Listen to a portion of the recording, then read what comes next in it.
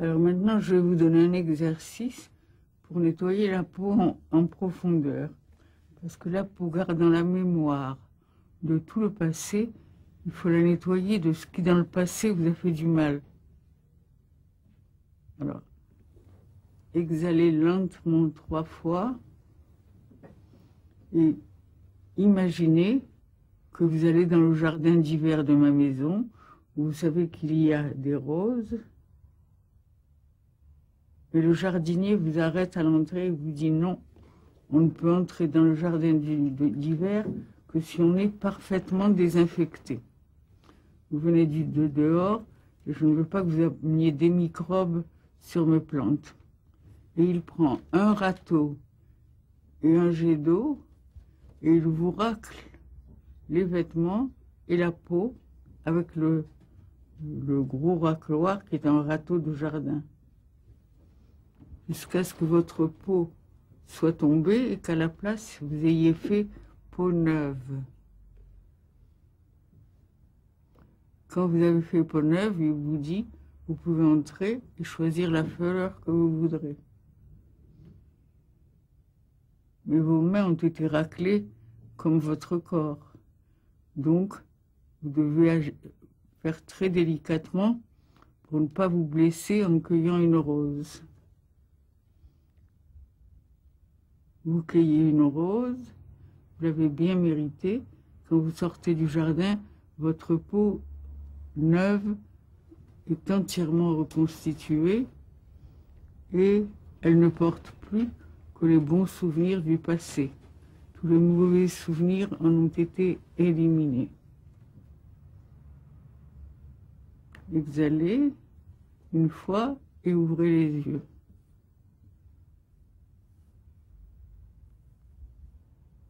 J'ai d'abord vu effectivement un grand râteau de jardinier et puis je me suis dit non, ça va pas, ma peau elle va pas supporter ça. Donc ce râteau s'est transformé dans ces râteaux plus larges et avec des dents plus souples qui servent à ramasser l'herbe. Et là j'étais un peu embêtée parce que finalement ce changement de peau, finalement je savais plus si j'étais habillée ou nue pour rentrer dans cette serre. Là aussi, cueillir la rose. Tu étais complètement nue et sans peau. Oui, mais ça a été difficile pour moi. C'est comme ça. Ouais. Et au moment de cueillir la rose, j'ai eu besoin d'un instrument parce que je me suis dit que je ne pouvais pas cueillir la rose comme ça à main nue et donc j'ai eu un sécateur dans les mains. Donc tu as pris des précautions tout au long. Oui. Comment ça s'est passé pour vous? Est-ce que vous avez eu peur quand le jardinier a pris son râteau pour racler votre peau? Oui, j'ai eu peur, mais je crois que j'ai vu dans mon imagination, même avant d'entrer le jardin, une rose blanche. Et j'ai vu aussi la significance, le symbolisme. Donc, la rose blanche était pour moi un symbole de quelque chose de très naïf, quelque chose de l'enfance, je crois. Et moi, pas comme Caroline, j'ai accepté que ça devait être pénible, le procès d'enlever la peau ancienne. Donc, j'ai imaginé quelque chose qui était très pénible, mais qu'il fallait faire. Vous avez arrêté l'expérience parce que vous avez commencé à penser. Donc, ce n'est pas une expérience complète de vie que vous avez faite. Dès qu'on commence à penser, l'expérience s'arrête. Et c'est important de penser, mais seulement il aurait fallu penser après. On fait l'expérience vivante et on en a le résultat. Et puis ensuite, on pense. Alors, pour moi, c'était un jardin réel. J'avais pas peur d'enlever ma peau, j'ai pas pensé à ça, non. Mais quand j'ai changé ma peau et je me voyais toute nue toute blanche, la peau toute blanche et transparente.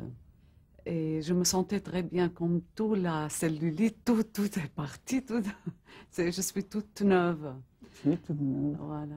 Tu es renouvelée. Oui. Et j'ai choisi une plus petite, une petite rose. Alors, tu l'as coupée?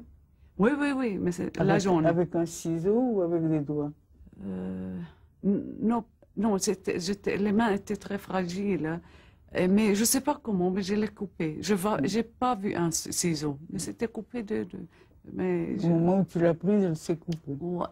Ouais. Ici, ce n'est pas une réussite complète et ce n'est pas une réussite pour toujours. Il faut continuer à faire des efforts parce que tes mains sont toujours trop fragiles pour pouvoir elles-mêmes couper la tige de la rose. Et tu as besoin d'une longue tige parce que tu as besoin de te fustiger. Fustiger, c'est-à-dire te battre avec un bâton. Me battre. Ce qui était le moins beau est parti avec l'ancienne peau.